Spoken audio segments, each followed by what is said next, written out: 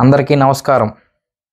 త్యాగాల పుట్ట దర్శిగడ్డ గుర్తుపెట్టుకోండి. ఎక్కడెక్కడి నుంచో రాజకీయ నాయకులు వచ్చినా కానీ ఆదరిస్తాం మా దర్శి నియోజకవర్గం ప్రజలు. మా మండలాలు ఏవైతే ఉన్నాయో ఆ మండలాన్ని ప్రకాశం జిల్లాలో కలపాలి అని కాంగ్రెస్ పార్టీ డిమాండ్ చేసి సంతకాల సేకరణ చేసి మా అధికారులను కలిసి కలెక్టర్లను కలిసి నిలదీసింది, సాధించగలిగింది. కానీ మా డిమాండు తాళ్ళూరు మండలం, మొండ్లమూరు మండలం, దర్శి మండలాలు మాత్రమే ప్రకాశం జిల్లాలో కలపాలి. దానికి తోడుగా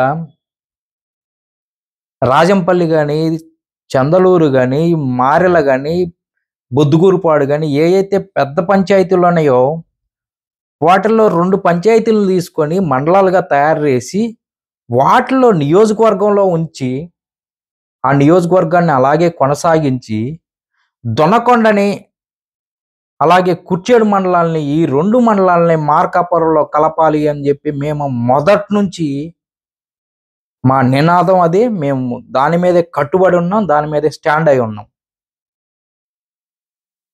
కానీ ఏదైతే ఈరోజు సంబరాలు చేసుకుంటుందో కూటమి ప్రభుత్వం ఏదో సాధించామని, మరి దొనకొండ ప్రజలకి, కుర్చేడు ప్రజలకి మీకు ఓట్లు వేశారు కదా, వాళ్ళకేం సమాధానం చెప్తారు? వెళ్ళి కలెక్టర్ని కలిసి అభినందనలు చెప్పారు. మరి అప్పుడు దొనకొండ గురించి, కుర్చేడు గురించి అడగాలని అనిపించలేదా మీకు? అలాగే వైఎస్ఆర్సీపీ దీని మీద మౌనంగా ఉండడానికి కారణం ఏంది? అంటే మీకు ఓన్లీ ఓట్ల రాజకీయాలే కావాలి, ప్రజల సమస్యలు, ప్రజల బాధలు మీకు అవసరం లేదా ఏ పార్టీ వాళ్ళకి? అందుకని కాంగ్రెస్ పార్టీ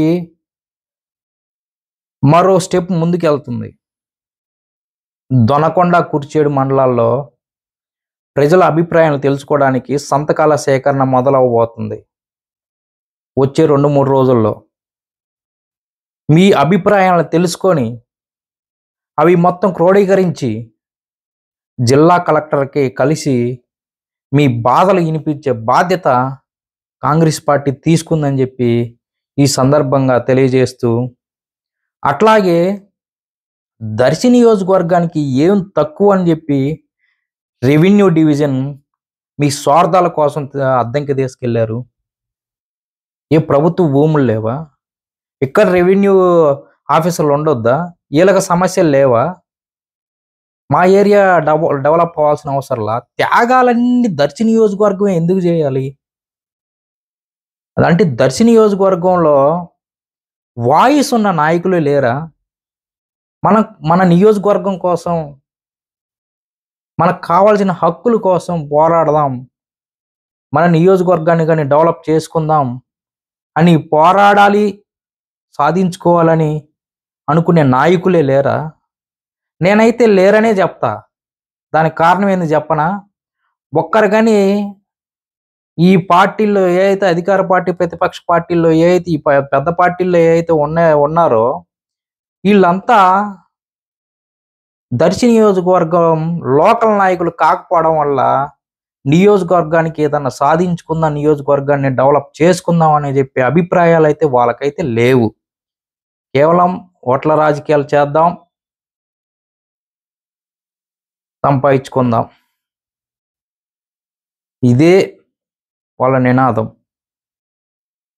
ఇప్పుడైనా మార్చుకోండి. ప్రజలు తిరగబడ్డారు అనుకుంటే ప్రభుత్వాలే కోల్తాయని చెప్పి తెలియజేస్తూ సెలవు తీసుకుంటున్నాను. Thank you.